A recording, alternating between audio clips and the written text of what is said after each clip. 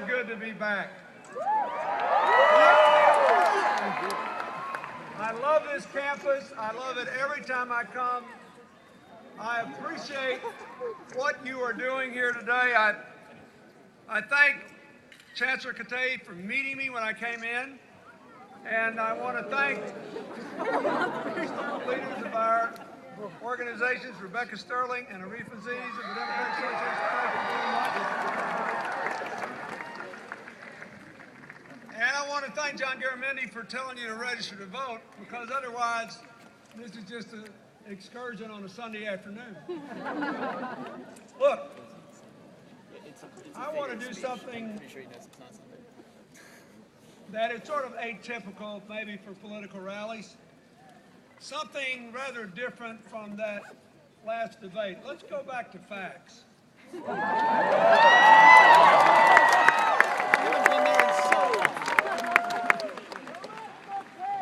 The people that ask questions in debates used to be called moderators, and they were supposed to like ring a bell or something when somebody said something that wasn't so. And the bell never rang, so we're going to ring the bell today.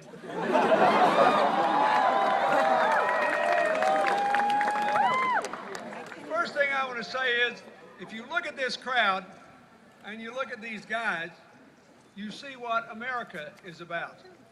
We have, standing on the stage, 4 people who believe for very different reasons that a country of we're all in this together works way better than a country of you're on your own. A country of shared prosperity with a growing middle class and where poor people have a dignified, honorable chance to work their way into it is way better than trickle down.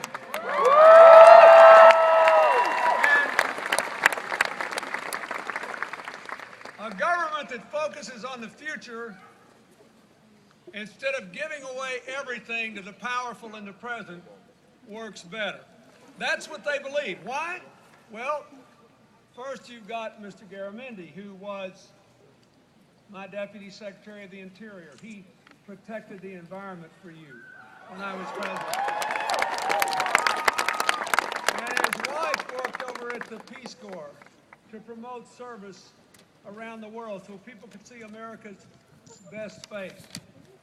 Because we know in our party we have to be strong, but you can't kill, jail, or occupy all your enemies in an interdependent world. We need a world with more partners and fewer enemies. And before that, he was a Basque farmer with a big family, or a rancher. So I asked him about the price of cattle. I asked him about the price of alfalfa. We were talking. Farmers are supposed to be self-reliant. There's not a farmer on earth that doesn't understand that when bad weather comes or bad prices come or natural disasters occur, we're all in this together. Works better than you're on your own. That's why John Garamendi's been a leader in the Congress and trying to bring manufacturing jobs back to America, and he knows there is no great manufacturing country on the face of the earth where the government and the private sector don't work together. That's what President Obama is doing. That's what John Garamendi is trying to do.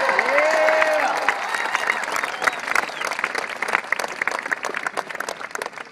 Then you've got Dr. Barra.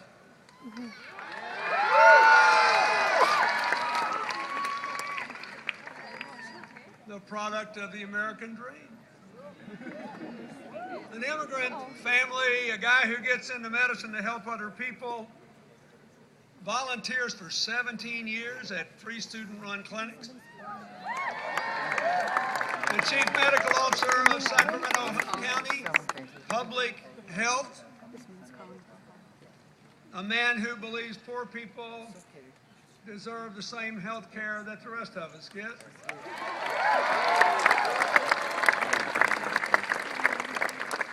And believe there are plenty of people that need health care, so medical professionals ought to worry about giving it to them instead of trying to control women's choices.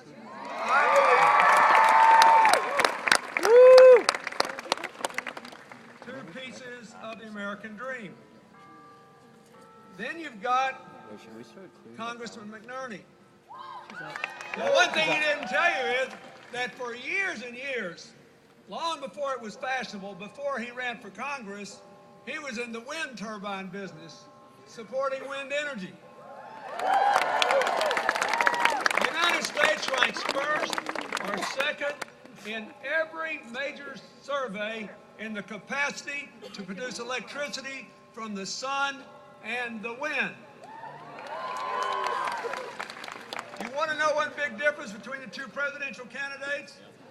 Barack Obama and the Congress supporting him have done more to take us from the back of the pack to the front of the pack in the production of solar and wind energy than any administration in history.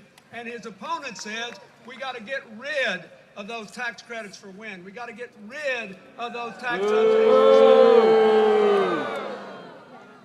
I'd rather have a guy that worked more than 2 decades to prove that wind energy is good economics and good for the environment, and who understands if you want to save the planet, you can't ask people to turn out the lights. You have to make energy more efficient, and you have to make it cleaner, and you have to find a way to make it good economics. That's a good Yeah.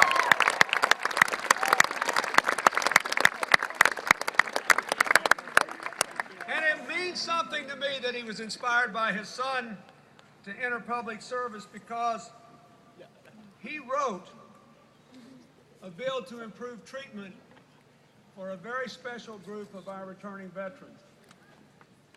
One of the great advances since the Vietnam War in medical care is in battlefield medicine. More and more and more people who once would have died live. But in the conflicts in both Iraq and Afghanistan, more and more of those who lived who once would have died were damaged by what in common parlance are called roadside bombs. Their brains were badly shaken, and now hundreds of thousands of these veterans have come home to us with traumatic brain injuries.